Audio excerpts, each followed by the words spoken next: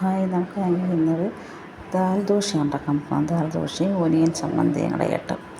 അതിനായി നമ്മൾ 3 സവാള എടുത്തിട്ടുണ്ട്. അത് ചെറുതായിട്ട് അരിഞ്ഞിട്ട് നമുക്കതിനെ ഒന്ന് നല്ലതായിട്ട് ഫ്രൈ ചെയ്തെടുക്കണം കേട്ടോ.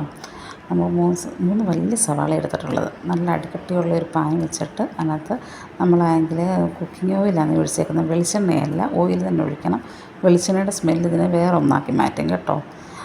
ഇതിന് വെളിച്ചെണ്ണ പാടില്ല.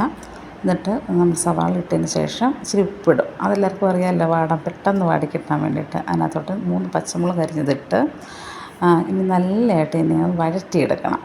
വഴറ്റിയെടുക്കുന്നതെന്ന് വെച്ചിട്ടുണ്ടെങ്കിൽ നല്ല എണ്ണ തെളിയുന്നത് പോലെ. നമുക്ക് 2 തക്കാളി ഇതിനകത്ത് ചേർക്കാം കേട്ടോ.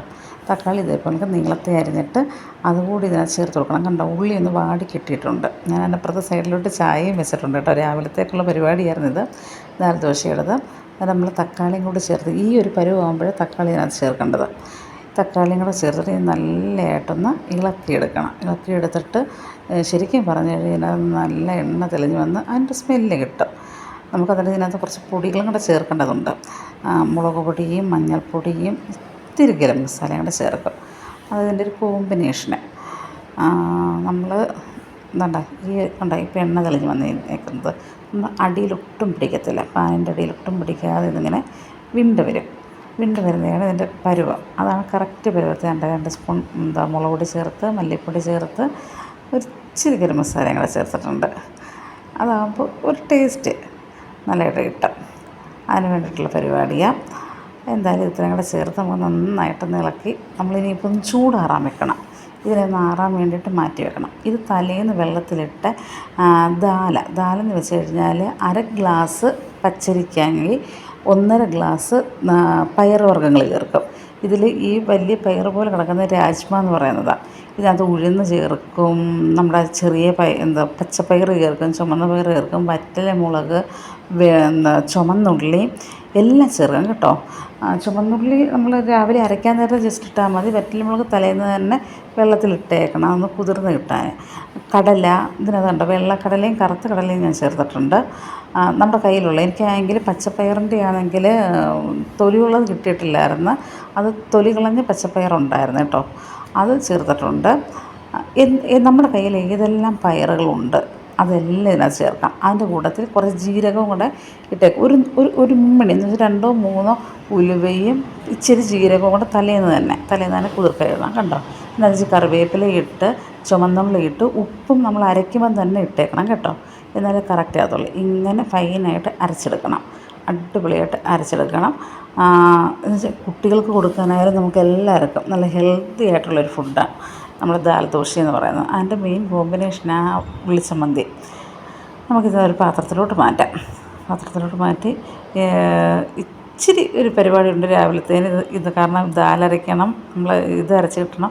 പിന്നെ ഉള്ളിച്ചമ്മന്തി ഇച്ചിരി പാടാം, നല്ല മെനക്കേടെന്ന് വെച്ച് കഴിഞ്ഞാൽ ഇത് നല്ലതായിട്ട് വഴണ്ട് കിട്ടാൻ. അത് വഴണ്ട് കിട്ടുന്ന രീതിയിൽ തന്നെ ആയിരിക്കും ടേസ്റ്റും വരുന്നത്. ഈ ഒരു സ്ട്രക്ചറെ കിട്ടിയിട്ട് വേണം നമുക്ക് ദാൽ ദോശ ഉണ്ടാക്കാൻ. പക്ഷേ നല്ല ഹെൽത്തി ആയിട്ടുള്ള ഫുഡാണ്. നിങ്ങൾ ആരെങ്കിലും ഇതുവരെയും ചെയ്തിട്ടില്ലെങ്കിൽ ചെയ്ത് നോക്കണം. മസ്റ്റ് ട്രൈ ആയിട്ടുള്ളൊരു ഫുഡാണ്. നല്ലതാണ്, എല്ലാവർക്കും ഇഷ്ടപ്പെടും. ഞാൻ ഒഴിച്ചിട്ടുണ്ട്, പാനകത്ത് ഒഴിച്ചിട്ടുണ്ട്. പിന്നെ ഇതിനകത്ത് വെളിച്ചെണ്ണയില്ല, നെയ്യാണ് യൂസ് ചെയ്യുന്നത് കേട്ടോ. നെയ്യ് യൂസ് ചെയ്ത് അതിന് പ്രത്യേക ഒരു ടേസ്റ്റും ഒരു മണമൊക്കെയാണ്. ഞാൻ നെയ്യ് തന്നെ ഉപയോഗിക്കുന്നത്. നെയ്യുള്ളപ്പോഴേ ഞാനിത് ഉണ്ടാക്കാറുള്ളൂ. അധികം എനിക്ക് നെയ്യ് ഇല്ലാതിരിക്കത്തില്ല. എപ്പോഴും ഞാൻ സ്റ്റോക്ക് ചെയ്ത് വെക്കും, ഞാൻ വാങ്ങിക്കും. നെയ്യ് അത്യാവശ്യം വേണ്ടത് വാങ്ങിച്ച് വെച്ചേക്കും. നെയ്യ് ഇങ്ങനെ നല്ലതായിട്ട് നെയ്യ് ഒഴിച്ച് കുട്ടിക്കൊക്കെ, എൻ്റെ മോൾക്ക് ഭയങ്കര ഇഷ്ടമായത്. അവൾക്ക് നല്ലതായിട്ട് നെയ്ക്കകത്ത് കുളിച്ചിരിക്കണം. ആ നെയ്യ് കണ്ടെങ്കിൽ തിളയ്ക്കുന്നത് അത് തന്നെ അതിന് ചൂടാകുമ്പോഴത്തേന് അതിൻ്റെ ഒരു ടേസ്റ്റ്. സത്യം പറഞ്ഞാൽ ഇതിന് കൂട്ടാനില്ലെങ്കിൽ തന്നെ കഴിക്കാൻ നല്ല ടേസ്റ്റ്. ഇതിനകത്ത് തന്നെ എരിവും എല്ലാം ഉണ്ട്, നമ്മളതിനകത്തെല്ലാം ചേർക്കുന്നുണ്ട് കണ്ടോ. ഇതുപോലെ നല്ലതായിട്ട് മുറിച്ചെടുക്കണം. നമ്മൾ നേരത്തെ എല്ലാം ആറാൻ വേണ്ടി മാറ്റി വെച്ചിരുന്ന ഉള്ളിയുടേതാണ് കേട്ടോ. അതിനെ ഞാൻ അരച്ചെടുത്തിട്ടുണ്ട്. ഈ ഒരു പരുവത്തിൽ അരച്ചെടുക്കണം. മയം പോലെയല്ല, ഒരു ഇച്ചിരി നമുക്ക് കടിക്കുന്ന രീതിയിൽ കിട്ടുന്നതിന് കുഴപ്പമില്ല കേട്ടോ. എനിക്കതാണ് ഇഷ്ടം. അതുകൊണ്ടങ്ങ് വെണ്ണ പോലെ അരച്ചെടുക്കത്തില്ല.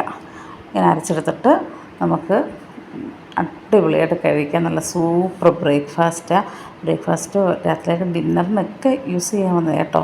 എന്നാലും ഞങ്ങൾ ബ്രേക്ക്ഫാസ്റ്റായിട്ട് എടുത്തിട്ടുള്ളത്. സൂപ്പറായിട്ട് എല്ലാവർക്കും ഇഷ്ടമുള്ള സാധനം ഞങ്ങളുടെ വീട്ടിൽ.